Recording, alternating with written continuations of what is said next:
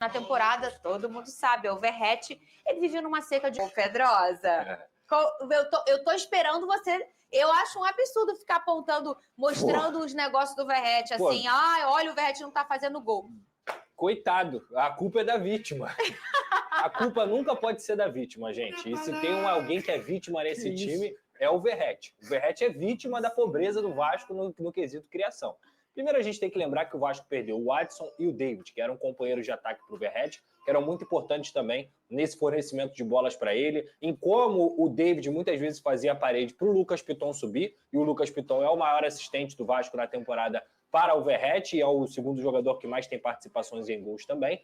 Fora que o Vasco da Gama hoje joga com o Pumita, que tem pouquíssimo entrosamento com o Verratti, hoje joga com o Emerson Rodrigues, que com todo respeito tem muita limitação quando ele tem a bola para poder servir um companheiro, e é um Vasco que é muito pobre de ideias. Então, por que o Vasco está sofrendo, o Verratti está sofrendo com a seca de gols? Porque o Vasco é um time que é muito pobre na criação. O Vasco é um time que não consegue fornecer mais bolas para o seu atacante. Inclusive, se o Verratti é o artilheiro da Copa do Brasil, como se sagrou, 7 gols, e ainda é o jogador do Vasco que tem mais gols dentro do Campeonato Brasileiro, isso é muito mérito dele. Isso só mostra o quanto o Verratti é muito bom. Então, a seca de gols não é do Verratti, é a seca de futebol do Vasco da Gama. E essa ausência dos dois pontas, na minha opinião, foi o momento que o Vasco começou a sair o trem do trilho, né? Como aconteceu quando o Paulinho se machucou, mas botou o trem no trilho mais rápido do que perdendo esses dois jogadores, o Vene Casagrande. É porque tinha opção para isso também, né? Na ausência do Paulinho. No caso desses dois jogadores, esses pontas, não tem opção. E aí talvez tenha sido um erro da diretoria do Vasco quando não buscou uma reposição à altura. Porque, de fato, se a gente for parar e analisar, não é coincidência. Após a saída desses dois atletas, o Vasco caiu de produção.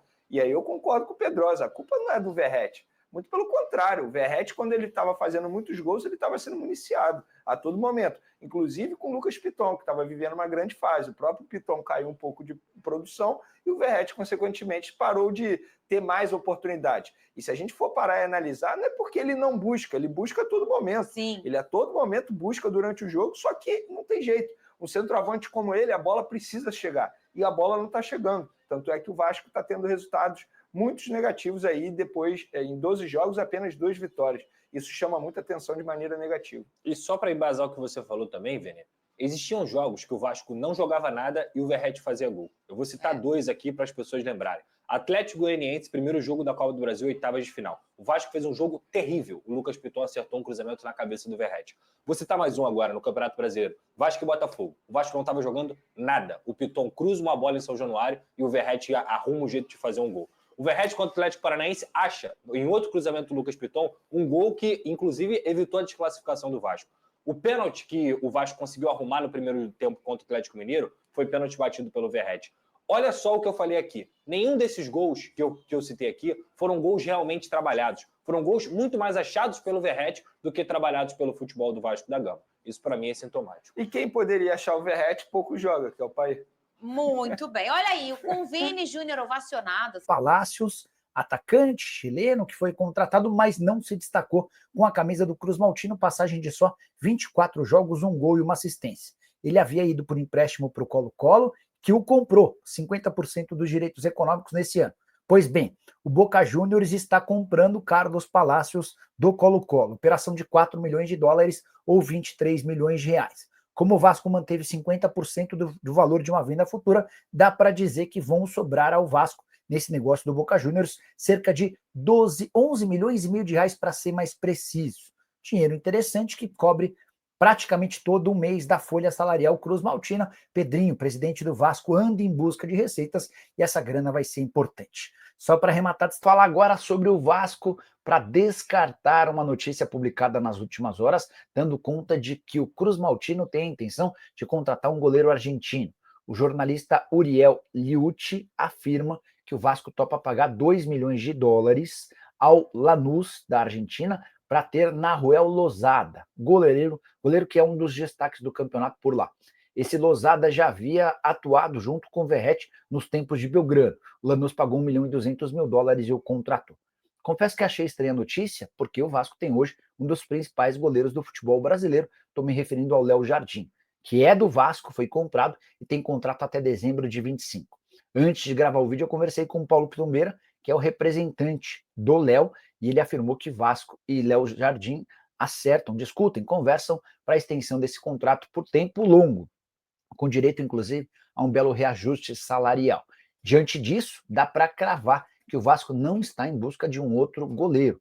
A intenção é de ficar com o Léo Jardim e a avaliação é a melhor possível. Só para completar sobre o Vasco, só queria destacar aqui Luciano Acosta, meio atacante argentino de 30 anos de idade, que esteve nos planos no início dessa temporada, afirmou que não fica no FC Cincinnati. O contrato dele se encerra no futebol americano no fim dessa temporada e ele pretende buscar novos ares, números impressionantes da passagem dele pelo futebol americano. Na Major League Soccer de 2024 foram 35 jogos com 14 gols e 17 assistências. Pode pintar em uma ótima solução para o Vasco ou para qualquer clube brasileiro que busca meias atacantes. Então, galera, você conseguiu acompanhar nesse momento as notícias envolvendo o Vasco da Gama e você ouviu muito bem o Jorge Nicola falando do Luciano Acosta, jogador que já foi especulado no Vasco, inclusive uma baita opção, jogador baixinho, e dessa vez seria basicamente o baixinho certo, né? Não seria aquele cara estilo o Jean David. O Luciano Acosta está de saída do Cincinnati e às vezes o Vasco facilitando a negociação para o Luca Orediano ser realmente comprado pelo Cincinnati, pode facilitar essa vinda aí do Luciano Acosta, que deixou bem claro que vai fazer sua última partida pela equipe da MLS. Jogador de 30 anos de idade, né? Ele completa aniversário no próximo ano, em maio. Jogador que é meio atacante, 1,61 de altura. Porém, cara, diferentemente do Jean David, é um cara que realmente é muito bom jogador. Jogador argentino, está avaliado em 8 milhões de euros, né? Então, portanto, uma quantidade legal ali. Ele que já passou pelo Boca Juniors, Estudiantes, pelo DC United, pelo Atlas do México e agora está desde 2021 na equipe do Cincinnati, né? Ele chegou em 2021 vindo por quase 2,70 milhões de euros, né? Então, portanto, uma quantia ali considerável, aproximadamente ali 12 milhões de reais, né? E agora a gente vê a valorização, um cara que foi comprado por 12 milhões de reais e hoje valendo ali 8 milhões de euros, que dá mais ou menos ali aproximadamente, né? Vamos ver aqui a quanto tá o euro. O euro tá uns 6, mais ou menos. Então, botar aí 8 vezes 6, no caso, equivale a 48. Então, um cara que foi comprado por 12, 48, ele mais que triplicou o seu valor em relação quando foi comprado pela equipe da MLS, o Cincinnati. E como eu falei com vocês, eu acho que uma negociação ali envolvendo o Luca Orediano e tudo mais poderia facilitar muito mais para o Vasco da Gama conseguir fechar com essa negociação. Lembrando que o Vasco vai enfrentar a equipe do Internacional pelo Campeonato Brasileiro, vai ter uma pausa muito boa aí por conta da data FIFA, e o Vasco tem o Pumita que foi convocado, por exemplo, pode ser que jogue, pode ser que não jogue nessa partida, depende se ele vai ganhar minutagem ou não com El Louco Bielsa, né? O Marcelo Bielsa. A provável escalação do Vasco é goleiro Léo Jardim, lateral direito Paulo Henrique, zagueiros João Vitor, aí tem a dúvida se vai ser o Léo ou o Maicon, lateral esquerdo Lucas Piton, na volância Hugo Moura, e tem a dúvida se vai ser o Jair ou o Matheus Carvalho. Armando jogada, tem a dúvida também se vai ser o Coutinho ou se vai ser o Payet. Na ponta direita, o Pumita deve realmente ser titular. Se não for ele, pode ser que seja o Ryan. Na ponta esquerda, Emerson Rodrigues. E na frente, o Pirata, Pablo Verrete. Portanto, essa é a provável escalação da equipe do Vasco. Já o Inter tem a provável escalação também aqui nas minhas mãos. Goleiro deve ser o Rocher, lembrando que tem que ver, porque ele vai estar na data FIFA com a seleção do Uruguai, então, portanto, tem essa dúvida aí, se ele vai ser realmente, se vai chegar a tempo, se vai ser um cara que vai estar bem fisicamente. Lógico, é goleiro, né, mas é bom sempre salientar sobre isso, é um cansaço demais fazer viagens longas com a seleção. Pode ser que seja o Rocher, se não for o Rocher, vai ser o goleiro reserva Fabrício.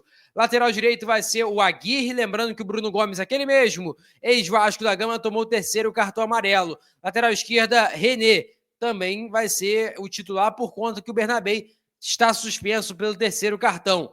Na zaga, o Agustin Rogel e também o Vitão. Na volância, Thiago Maia e Rômulo. Armando jogada, Alan Patrick. Pela ponta direita, Bruno Tabata. Ponta esquerda, Wesley. E na frente, a tendência que seja Borré. Portanto, essa é a provável escalação do técnico Roger Machado. Peço para você deixar o like, ó. Um vídeo cheio de informações para vocês. Acione o sininho de notificação para não perder nenhum conteúdo.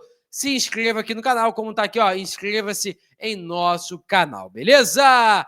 Vou ficando por aqui, galera. Deixe seu like, é muito importante. Compartilhe o vídeo para gerar nossa meta é alcançar 50 mil. Eu conto muito com a sua ajuda e também com a sua moral. Vou ficando por aqui, valeu, tamo junto. E é nóis! Fui!